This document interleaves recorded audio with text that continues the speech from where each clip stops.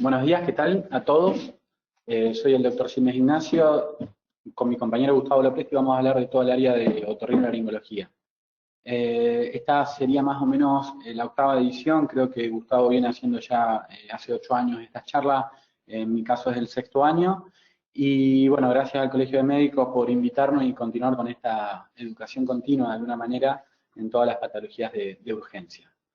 Yo me dedico fundamentalmente en la parte infantil, trabajo en el Hospital de Niños Orlando Lacia. Lo que voy a hablar va a ser en el área de rinología, tanto de niños como de adultos, aunque vean que la mayor parte de la clase está preparada para niños.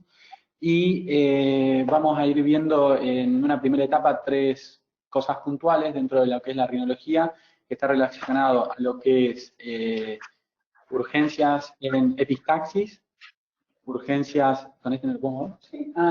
En epistaxis, urgencias en traumas, fracturas nasales y por último cuerpos extraños. Vamos a iniciar, lo primero que vamos a hablar va a ser de la epistaxis nasal. Dentro de la epistaxis nasal ustedes deben estar al tanto que se la va a separar en 2 áreas, en lo que es epistaxias anteriores y posteriores.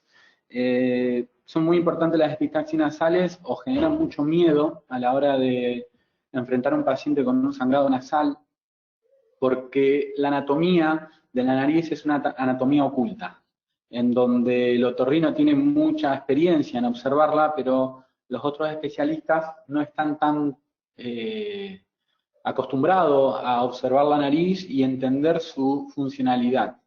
Fundamentalmente lo que es la irrigación nasal. En un principio vamos a encontrar que la epistaxis nasal es una emergencia, genera mucho miedo y pánico en los familiares y en pacientes. Dentro de la epistaxis sabemos que tiene un pico de edad, en donde es en la edad infantil, entre los 7 y 13 años. Luego tenemos sangrados nasales en distintas edades. En la tercera edad también es muy frecuente y genera mucho miedo, pero son de diferentes causas. Corresponden, en el mayor de los casos, las epistaxis son anteriores, ¿sí? Y no requieren hospitalización. Normalmente el paciente entra por guardia, se observa, se trata de detener el sangrado, sabiendo de qué localización aparece, y se lo envía a la casa. Y en algunas ocasiones, bastante excepcionales, lo que hay que controlar es el aspecto hemodinámico, evitando un shock hipovolémico, pero son situaciones muy puntuales y en muy pocos casos.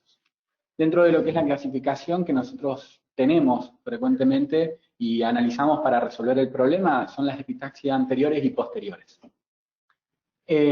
Importante, el dibujito que tenemos acá a la derecha, podemos encontrar un área anterior o un área posterior de sangrado. La nariz tiene una vascularización muy importante, tanto de carótida externa como de interna, a través de las terminales que se van dando y se van originando en el segmento anterior o en el segmento posterior.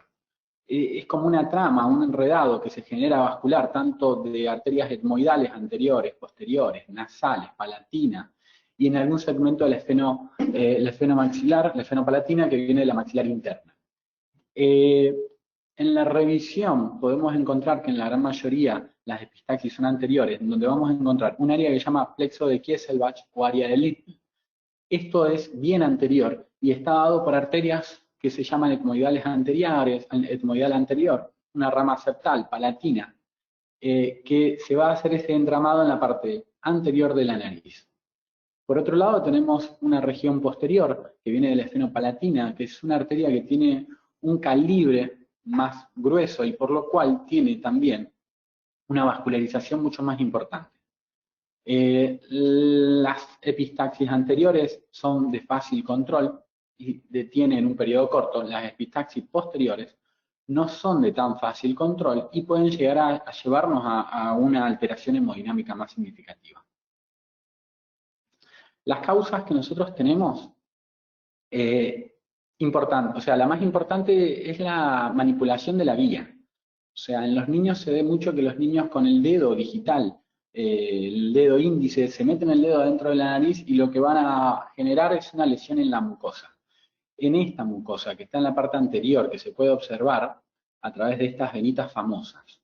Esta es la causa más común del sangrado nasal, en niños, obviamente. Y después vamos a tener un montón de causas. Desde locales que son alergias, medicamentos, nebulizaciones de spray nasal muchas veces, las reacciones por presencia de cuerpos extraños. Luego tenemos también las causas asociadas a procesos neoplásicos. ¿Cuál es uno de los procesos neoplásicos que le tenemos miedo? Es el angiofibroma, que aparece en una cierta edad, en un determinado sexo. Pero también tenemos tumores malignos, podemos llegar a tener adenoscarcinomas, los hemangioperisitomas.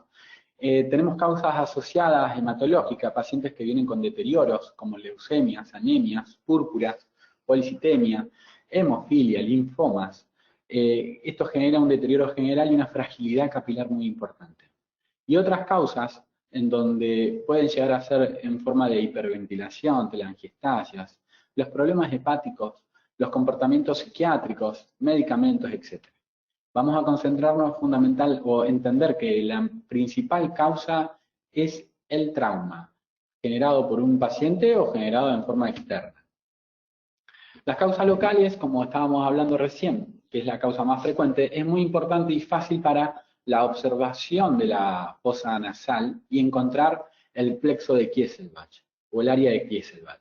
A través de este espéculo, que sirve para abrir las narinas, las fosas nasales, vamos a observar la mucosa nasal. La mucosa nasal está dada en la línea media por un tabique. Y en esa mucosa nasal podemos llegar a observar por transparencia lo que es la vascularización y todo lo que son sus ramas de vascularización. En esos puntos de ramas podemos encontrar alfileres o puntos o lesiones o costras, entendiendo que la costra que se forma una vez que se sale puede llegar a activar un sangrado. El tratamiento tiene que ver mucho con la forma de presentación de la causa, del problema. Lo primero que nosotros tenemos que determinar en un tratamiento es tranquilizar al paciente, sean niños o sean adultos. Dentro del tratamiento lo que vamos a observar es que el sangrado nasal puede venir de la región anterior o posterior. Lo que se intenta hacer inicialmente en una guardia es lavar la fosa nasal. Por ahí lo lavamos con solución fisiológica y de esa manera sacamos todo lo que es coágulo de la región, sea que el paciente los va a tragar o tratamos de que el paciente sople para sacar los coágulos internos. Una vez que nosotros limpiamos la fosa nasal, podemos observar a través de un espéculo la fosa nasal para ver si el sangrado viene de la región anterior o de la región posterior. Un mecanismo fácil es pedirle al paciente que se siente derecho, con la cabeza en línea media, y observar, abriéndole la boca, observar si viene el sangrado por la región posterior. Porque lo que vamos a ver en la zona posterior de Cabum, detrás de lo que es las amígdalas, en la zona de faringe, una catarata de sangre, o sea, un sangrado activo que va a venir en la región posterior. Y eso nos va a determinar que es una región posterior del sangrado. De no ser así, revisamos la parte anterior de la fosa nasal y vamos a encontrar que este sangrado viene de la misma zona.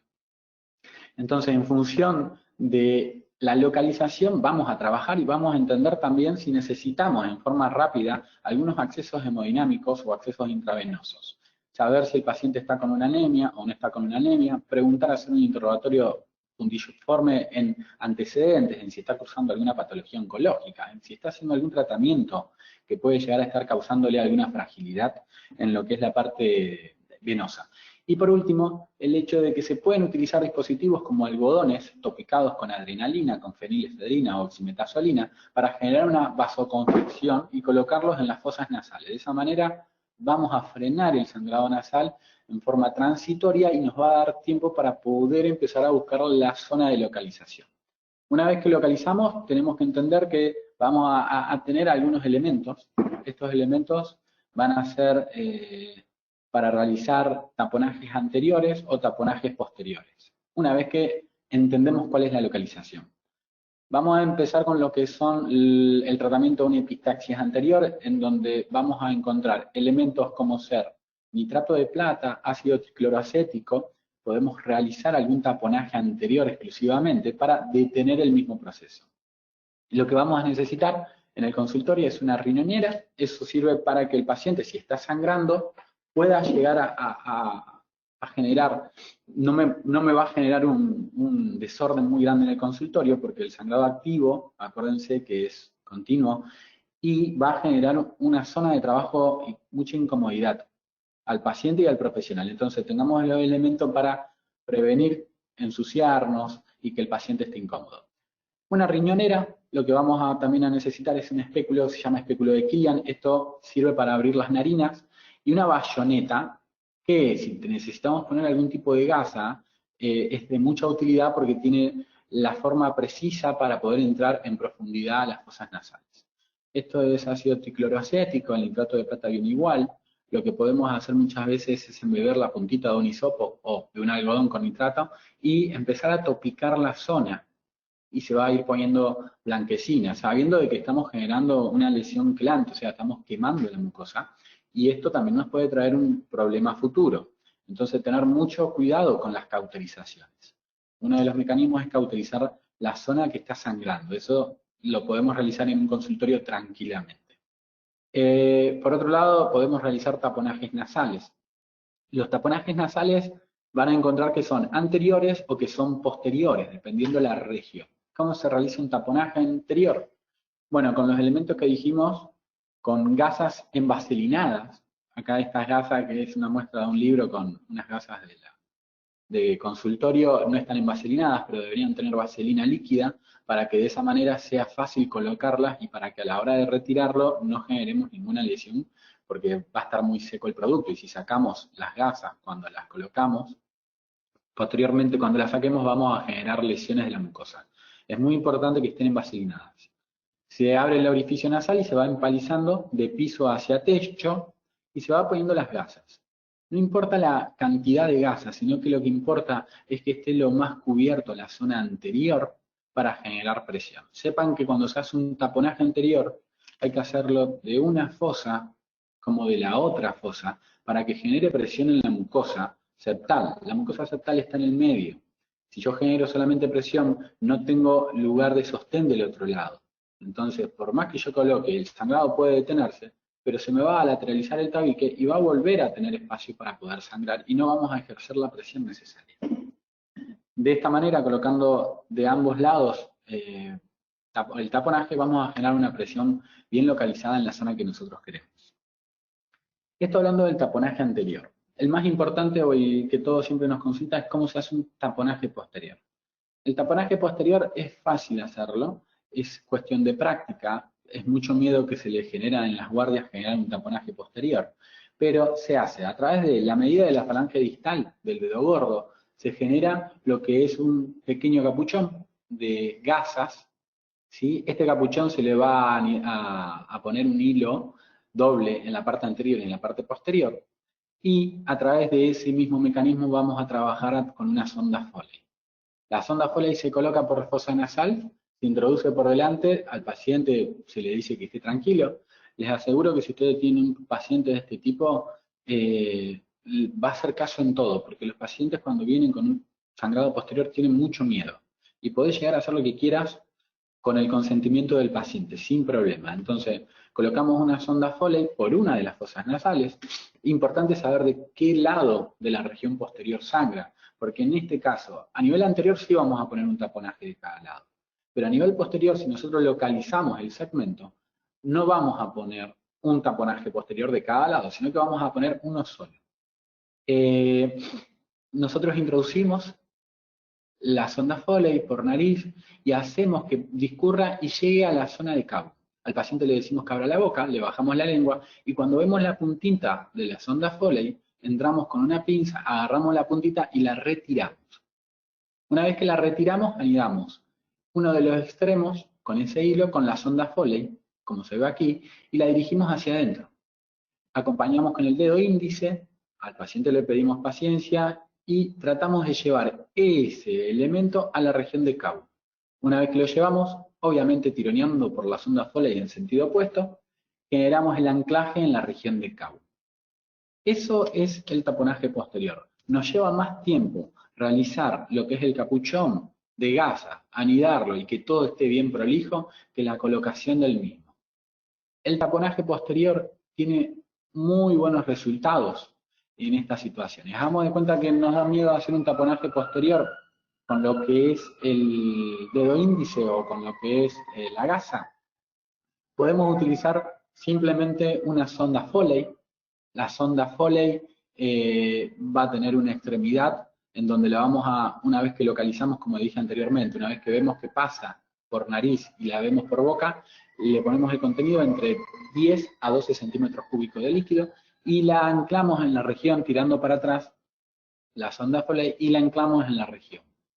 Sería importante que tengan en cuenta que el líquido que se utiliza es agua destilada, ya que otros tipos de líquido pueden llegar a generar un endurecimiento de la sonda Foley y después no lo podamos drenar. Entonces, con el agua destilada, que siempre en las guardias hay, se llenan las sondas Foley y se la puede dejar ahí ya colocada. Es un mecanismo más rápido, más fácil, pero no en todas las guardias hay sondas. Normalmente los urólogos son los que la manejan. Y en algunas situaciones capaz que no nos agarra una epistaxis posterior a una guardia, sino en otros lugares no la vamos a tener. Por eso es muy importante saber hacer el capuchoncito con las gasas. Esto va también en otro método que en las guardias puede llegar a presentarse, algún electrocauterio. El electrocauterio va al mismo mecanismo de lo que es evitar el sangrado a través de mecanismos químicos, como dijimos con el nitrato de plata. A través de la otoscopía se busca el vaso y se cauteriza. Es más raro que utilicen este mecanismo porque no todas las guardias tienen electrocauterio y no es de tan fácil manipulación. Como para cerrar, o lo que hay que entender, una vez que se hace una cauterización, un taponaje en la sala anterior o posterior, luego hay ciertas medidas que nosotros tenemos que tener en cuenta. Importante, muy importante, sepan, siempre que se pone algo en la nariz y que queda entre 48 a 72 horas, porque es lo que vamos a dejar el taponaje nasal anterior, o entre 3 a 7 días, que es lo que vamos a dejar el taponaje nasal posterior, tienen que dejar antibióticos de base, porque podemos llegar a generar lo que es una infección en la zona y hay que cubrirlo. También tenemos que utilizar o tener en cuenta la utilización de cremas. Acuérdense que nosotros vamos a dejar un elemento que va a tener un periodo de 72 horas, que se va a secar dentro de la fosa nasal, que me va a producir lesiones aparte de las que ya hay. Entonces, taponaje nasal anterior se deja entre 48 y 72 horas, se da antibiótico, normalmente se deja cefalexina o amoxicilina, y una vez retirado el taponaje, se revisa la zona donde fue tratado, que es la zona de Kesselbach, y se trata de que el paciente continúe posteriormente con cremas. Vienen algunas cremas que tienen vasoconstrictores, como el Rinogel, Vibragel, lo cuales son buenas cremas, pero también cremas con betametasona, que lo que hagan es lubricar la zona de la mucosa, tienen muy buenos efectos. Y la crema hay que dejarla de 3 a 5 días para que esa mucosa termine de cicatrizar. Lo mismo pasa con el taponaje nasal posterior. Si el taponaje nasal posterior va a estar en 3 a 7 días, el paciente muchas veces queda internado, se lo va observando, hay que dejarle antibiótico, que es el mismo antibiótico de mucosa respiratoria, y también observar el tema de las necesidades posteriores de crema para que no le vuelva a generar un problema. La cauterización con nitrato de plata, bueno, nosotros cauterizamos y dejamos la vía nasal libre. Entonces ahí, al no dejar taponaje, lo que tenemos que dejar son cremas humectantes, que cada 8 horas se van a colocar. Tenemos varias cremas, lo importante es que tenga la crema para humedecer la zona y que la costra que se forme no se seque, porque si la costra se seca y cae, vamos a tener un problema que va a ser el de el resangrado, porque la costra una vez si se seca y cae puede llegar a abrirse la lesión. Por eso es importante las cremas. Eso es más o menos lo que nosotros estamos viendo en lo que es la parte de epistaxis. En lo que es la parte de fracturas nasales, las fracturas nasales son patologías muy frecuentes en niños y en adultos. En adultos son por accidentes, fundamentalmente accidentes laborales, se ve mucho en las ART, pero el paciente viene con un accidente de lo que es el macizo facial, con un sangrado también que lo acabamos de ver bastante copioso, y con una alteración anatómica visible, con hematoma a nivel nasal, a nivel de los ojos. Es una situación bastante particular porque hay veces que viene asociado a los accidentes con fracturas o fracturas nasales o fracturas de maxilar, pero asociados también a otra parte del cuerpo. Y en niños también es común, en particularidad, fundamentalmente en menores de 12 años, que se puede observar a través de juegos y demás. Lo primero que tenemos que entender son las causas. Las agresiones son las más importantes. Los accidentes deportivos se pueden observar, los accidentes de tráfico también, y las caídas casuales. En los accidentes deportivos se ve mucho en chicos que hacen deporte de contacto, como ser el básquet, el rugby, en el fútbol. En los accidentes de tráfico, bueno, falta de cinturón de seguridad. contactan en forma directa. Y las caídas casuales es en niños. La clasificación de las fracturas van a ser simples, complejas o nasorbitarias. La fractura simple, algo que nosotros tienen que entender es que nosotros lo que tenemos fractura es de los huesos propios. Los huesos propios es el segmento visible que se ve, que no es el tabique está por dentro. Entonces cuando viene una fractura, nosotros tenemos este elemento que nos protege del exterior, y que es una fractura simple, el hundimiento, la lateralización y demás. Luego tenemos fracturas complejas, que ahí sí es donde tenemos tanto afectación de hueso propio como de tabique nasal. Si tenemos desviado el tabique nasal por una fractura, el paciente va a venir con insuficiencia respiratoria. Y las más importantes son las fracturas nasoorbitalio etmoidales, que se nos asocia a este segmento del ángulo interno del ojo, que habla de la parte orbitaria y etmoidal. Son muy importantes tenerlas en cuenta. Acá tenemos los planos, pueden ser planos frontales o pueden ser planos laterales, depende de qué tipo de accidente ha tenido. Lo primero que nosotros vamos a tener en una fractura es la observación. En la observación lo que vamos a encontrar es un dorso nasal. El hematoma se forma entre las 4 a 6 horas después del accidente, entonces si nosotros lo vemos después de las 6 horas es muy difícil entender si hay fractura o no, porque tenemos un hematoma y nos modifica toda la anatomía. Nos separa los ojos, nos modifica la anatomía, y para cómo el paciente viene con lesiones de piel, lo cual también nos va a modificar la observación directa y saber si hay un desplazamiento o no. Y lo otro es observar que el paciente esté respirando o no. Cuando nosotros tenemos una fractura nasal, la urgencia de la fractura nasal no es la lesión ósea, sino que la urgencia de la fractura nasal es algo que se llama hematoma septal. El hematoma septal es algo que está por dentro de las fosas nasales, que levantando la punta de la nariz vamos a observar. Nosotros al levantar el tabique nasal está en la línea media y vamos a observar la mucosa, cómo genera como un abultamiento en la zona. Eso sí es una urgencia, y para esto tenemos menos de 72 horas para drenarlo. Todos saben que el tabique nasal está irrigado por la mucosa. El tabique es cartílago y la mucosa en forma de imbibición genera la nutrición de ese cartílago. Si nosotros tenemos desplazamiento, o sea, separación entre el cartílago y la mucosa, ese cartílago no se está oxigenando, por lo cual se va a necrosar. Si pasan más de 72 horas, si se necrosa ese cartílago, el cartílago desaparece y generamos la pérdida de la punta de la nariz o el hundimiento de la misma y empezamos a perder funcionalidad de la nariz. Ese efecto de perder la punta nasal se ve mucho en los boxeadores, que se llama nariz de boxeador. Es por la cantidad de traumas y golpes que han tenido, se han generado tanto hematomas septales y nunca fueron drenados. Entonces, vamos para pasar en limpio. Nosotros nos cae una paciente con un accidente o una agresión con un hematoma, con una fractura nasal, lo primero que tenemos que descartar es el hematoma septal. Eso es donde nosotros tenemos que ir hacia una guardia. Vamos a encontrar en el interrogatorio, lo que vamos a observar es si hay desviación previa, si tuvo alguna cirugía, alguna foto o carné para encontrar un análisis y empezar a analizar el paciente. Tratar de buscar o no alguna desviación.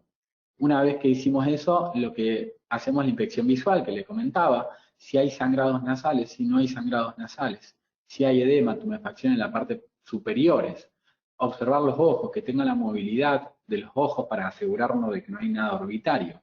Si tengo una desviación, lateralización, heridas de piel y todo lo que más o menos venimos diciendo.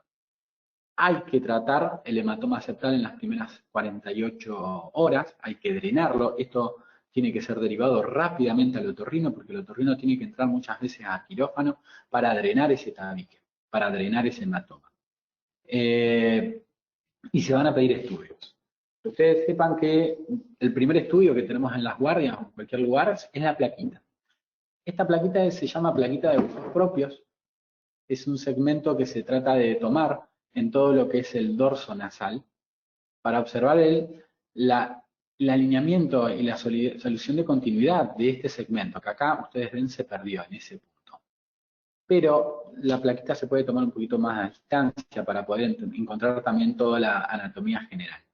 ¿Importante es esta placa? Sí, lo que vamos a ver es si hay una solución de continuidad o no en ese segmento. En la guardia eso no se tiene que solucionar, porque las fracturas se van a tratar recién después de los 4 días, cuando nosotros generamos una desinflamación de la zona, o sea, cuando no tengo más inflamado el segmento. Entonces recién ahí vamos a poder ubicar esa fractura nasal en su eje. Pero es importante que nosotros la veamos. Y si nosotros tenemos duda, el segundo elemento que podemos llegar a tener es una tomografía computarizada. En centros de mayor complejidad, en algunas situaciones hemos de pedir la tomografía, sobre todo para determinar la zona orbitaria y para ver qué tan desplazado tengo todo lo que son los huesos propios, y en algunas situaciones para observar el tabique nasal. Ese vendría a ser el gold standard en lo que es el estudio a pedir para lo que es fracturas nasales. La documentación fotográfica es importante si hay algo para comparar. Entonces, esto es lo más importante de todo lo que es fractura nasal, que vamos a tener. Tenemos que solucionar el tema del hematoma septal en las 72 horas. Eso se hace con incisión con bisturí en quirófano o en alguna guardia. Y se genera posteriormente, porque estamos generando una lesión y esto va a sangrar, un taponaje en ambas fosas nasales, como lo explicamos anteriormente. Si tenemos que hacer una reducción de fractura nasal, se espera entre 3 a 7 días para reducir esa fractura, porque tiene que desinflamarse todo lo que es las mucosas que tengo en la zona externa, para observar bien los desplazamientos que hay y para encontrar bien el eje para ubicar esa nariz. Se realiza yeso de sostén posterior y se hace un control de los 7 a 10 días para retirar el yeso.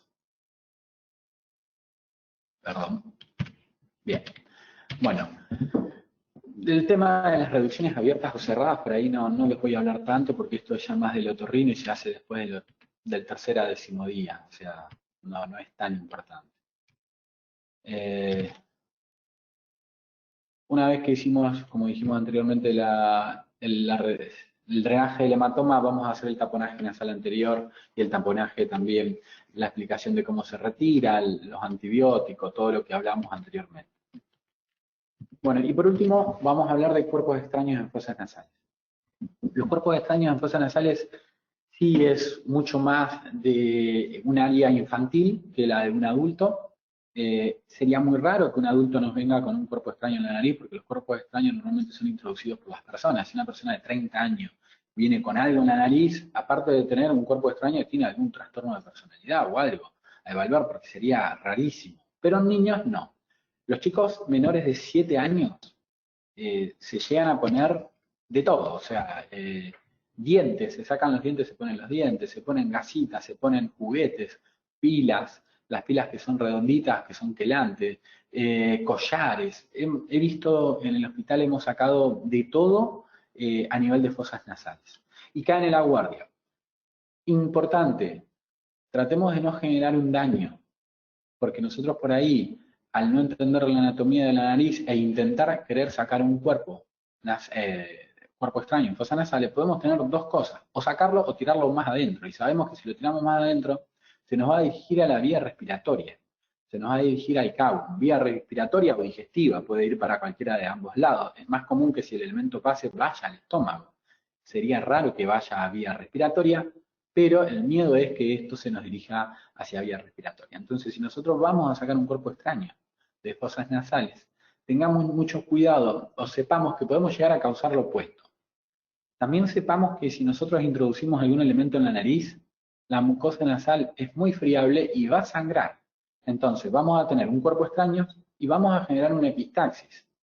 Ojo con sacar cuerpo extraño de la nariz, tengan mucho cuidado, porque nos podemos llegar a meter en un lugar, en un niño de 5 años, que no es fácil manejar, de bastante difícil manejo. Bueno, esto es parte de lo que nosotros vemos en el hospital, de revisiones de textos. Encontramos que lo más común es que esté entre los 2 y 5 años de edad. Menores de 2 años, con predominio en varones. Pero tenemos dos picos, hay una primera infancia y también tenemos un pico de incidencia a los 11 años. La clasificación de lo que nosotros vamos a hacer son los elementos que nos vamos a poner, o sea, orgánicos o inorgánicos, animados o inanimados.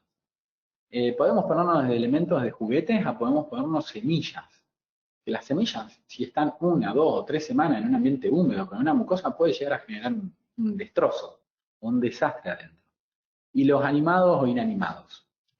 Los síntomas más comunes. El paciente llega a la guardia, normalmente como dijimos que son niños, los traen los padres, y lo que más le llama la atención es que el niño tiene una dificultad para respirar, que tiene mucosidad en abundancia y que tiene olor podrido, fétido. Esos 3 signos son los más comunes. El mal olor genera ya una urgencia en la familia porque no se puede convivir con el niño, o sea, olor a podrido, y un olor a podrido muy intenso. Entonces, depende en qué situación o en qué plazo lo han descubierto al cuerpo extraño, van a tener un niño con distintas características. Muchas veces los chicos se ponen los cuerpos extraños mientras juegan, mientras están haciendo algún tipo de actividad en la casa. Y por ahí los padres los logran observar, pero otras veces no lo observan y lo detectan después de 4 a 5 días. Las formas de los cuerpos extraños, bueno, son de todo tipo, flexible, rígida, esférica, tienen cualquier elemento entra en nariz, o sea que con el tamaño de las fosas nasales puede entrar a nariz. Lo primero es tranquilizar a los familiares. ¿Sí? Viene la abuela, la tía, la madre, el padre con una desesperación porque piensan que el niño se le va a ahogar y vienen muy preocupados. Segundo paso es ver la situación del niño, de qué edad tiene ese niño para saber cómo lo podemos abordar. Es muy difícil solo, o sea, sin la ayuda de una enfermera o alguien al lado, que sacar un cuerpo extraño porque el niño no deja quieta la cabeza, y menos si le introducimos algo en la nariz para sacarle. Entonces es muy importante que si llegamos a hacer alguna maniobra, tengamos el personal acorde para poder trabajar. Y hacer 4 o 5 preguntas, primero si saben lo que se han introducido, cuánto tiempo lleva, si los familiares estuvieron presentes y si fue manipulado el objeto antes o no. ¿Por qué esto? Porque muchas veces los familiares tratan de sacárselo. Y si yo trato de sacárselo y no se lo saqué, ustedes saben que el cuerpo extraño va a ir más atrás. Entonces, pueden llegar a encontrarse con un cuerpo extraño que esté en la zona posterior. Y eso es de difícil acceso. ¿Qué es lo que tenemos que hacer? Inicialmente, si tenemos esto, lo primero que tenemos que hacer es una plaquita de perfil de carne. Lo mandan a sacarse una plaquita. Si el elemento es metálico, va a salir con una facilidad en la plaquita. Si el elemento no es metálico, capaz que no se observa. Esta es una paciente que me dio su ok para poder, que esto es raro que lleguen así los pacientes y que para colmo tengan esta predisposición a sacarse el cuerpo extraño. Cuando le pregunté qué le pasó, ella me respondió esto. Ah, no se escucha.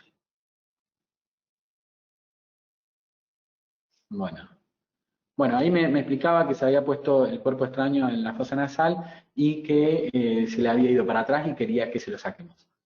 Esto no existe, esto no pasa, es muy raro. Los niños vienen llorando y la verdad que muchas facilidades no te dan.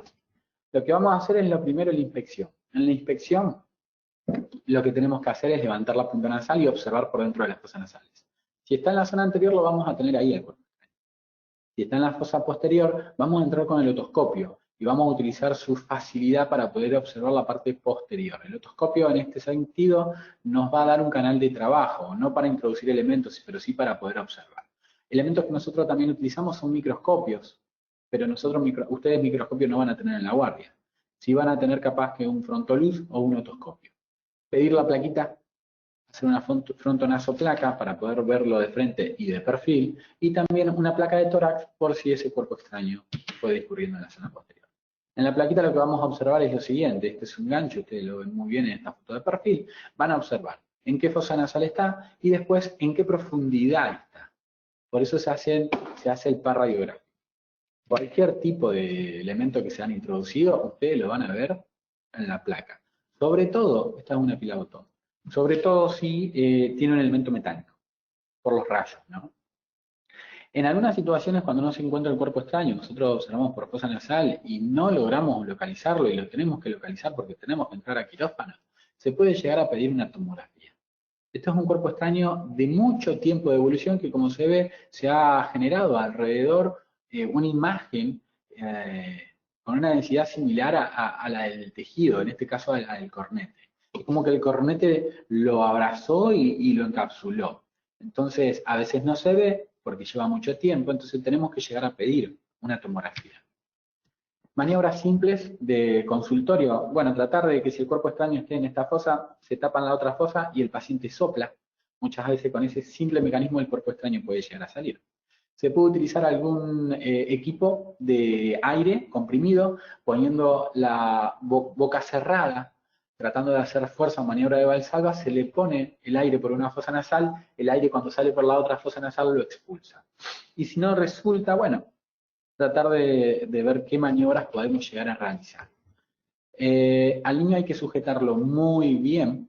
Esto es una mano de un compañero. Hay que abrir las fosas nasales con un espéculo, si es en la zona anterior, y con una pincita tratar de traerlo.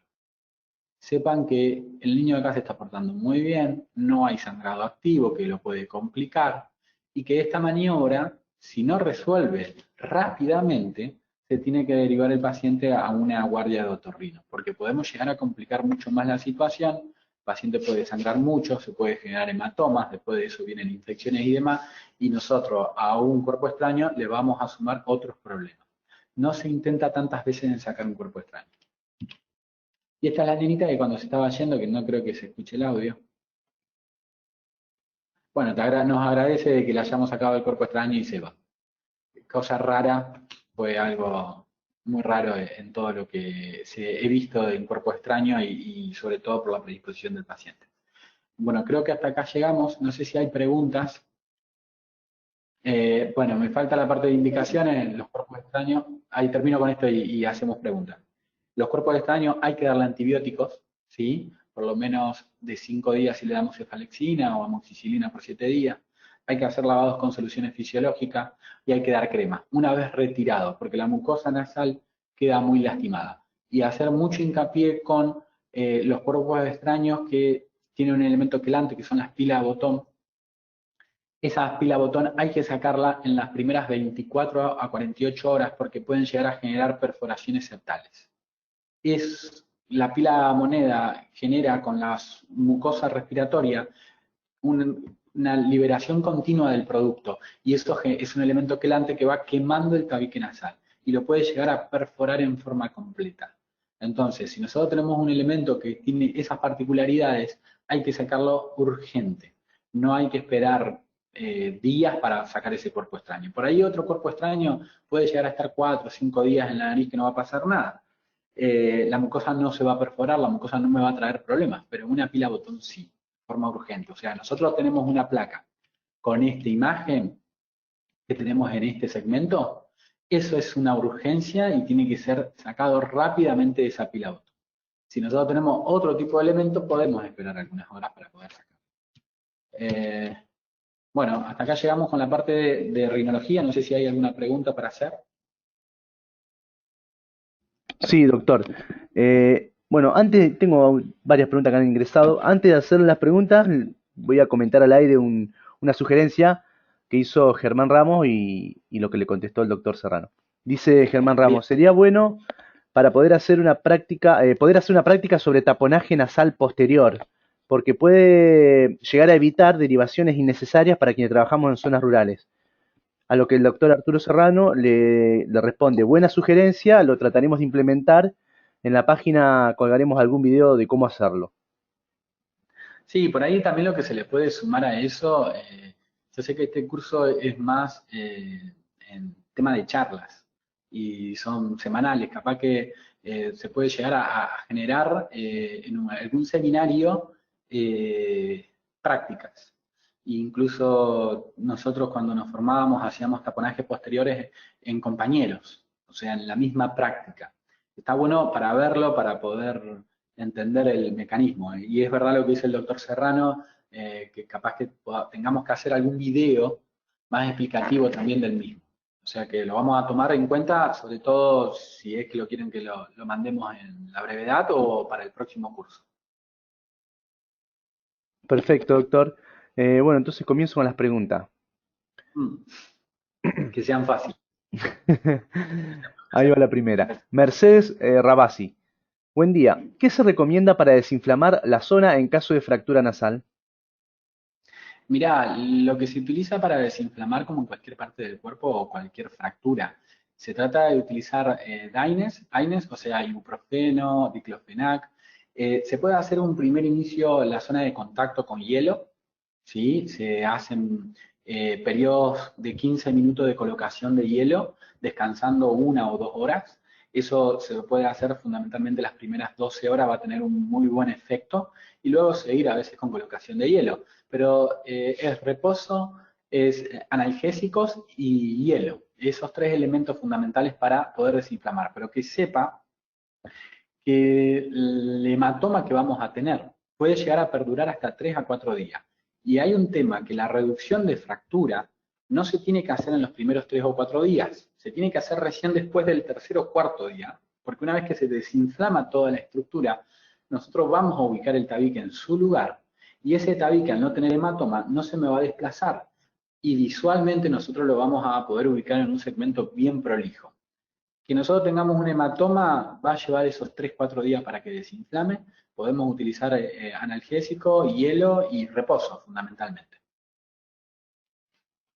Perfecto, doctor, muchas gracias. Segunda pregunta, Agustín Martínez le consulta, ¿el manejo de la epistaxis cambia si está asociada a traumatismo de cráneo? El manejo de epistaxis, nosotros lo que tenemos que tratar de entender es que depende de la gravedad de la epistaxis. Tenemos una situación hemodinámica. Entonces, si nosotros tenemos una fractura de cráneo asociada, pero tenemos una fractura nasal que tiene una pérdida elevada y podemos llegar a tener una inestabilidad hemodinámica y tenemos que actuar rápidamente. Yo creo que más que si es una fractura de cráneo o algún, es más que nada el tratamiento de la epistaxis en el tiempo hemodinámico. Es ver qué riesgo hemodinámico tiene el paciente, sea únicamente fractura nasal, sea una fractura asociada a un accidentado, sea, nosotros tenemos que tratar de que ese paciente esté estable hemodinámicamente.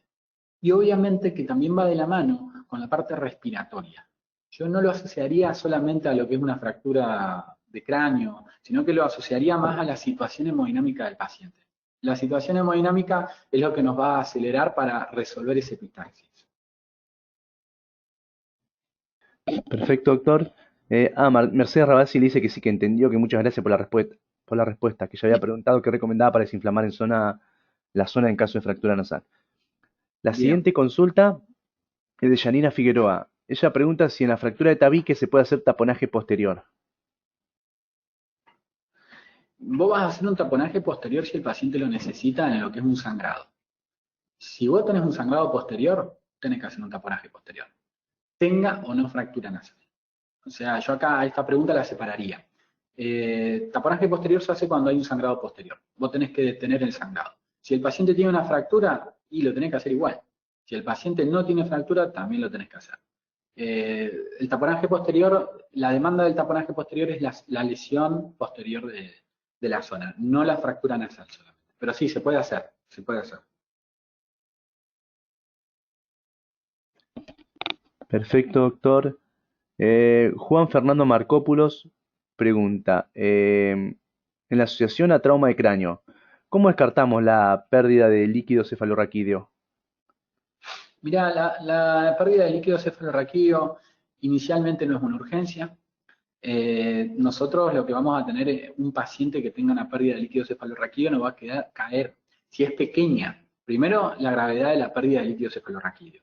Si es muy abundante, bueno, vamos a tener un líquido cristalino asociado con lo que es el sangrado nasal. Difícil asociarlo, pero igual al paciente le vas a pedir, si es una fractura de cráneo, tomografía de cráneo y vas a pedir los cortes axiales y coronales. Entonces, en las imágenes tomográficas, vos vas a poder analizar todo lo que es el piso de la base de cráneo.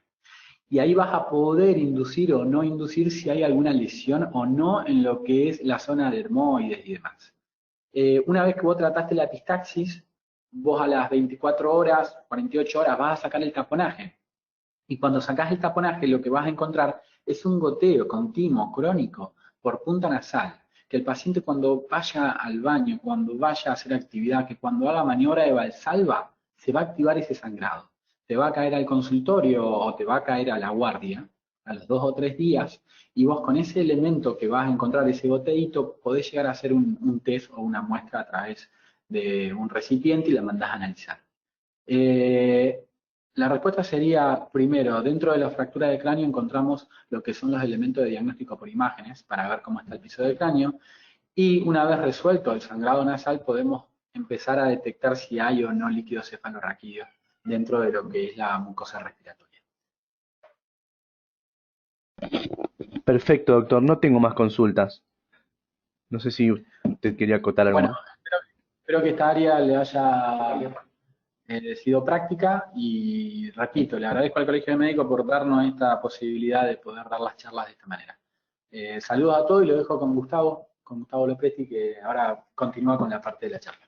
Bueno, doctor, el agradecimiento de parte nuestra, del Colegio Médico y del SEM, por haber compartido su conocimiento hoy con nosotros. Fue muy clara su exposición. Que tenga un buen fin de semana y hasta pronto. Muchas gracias.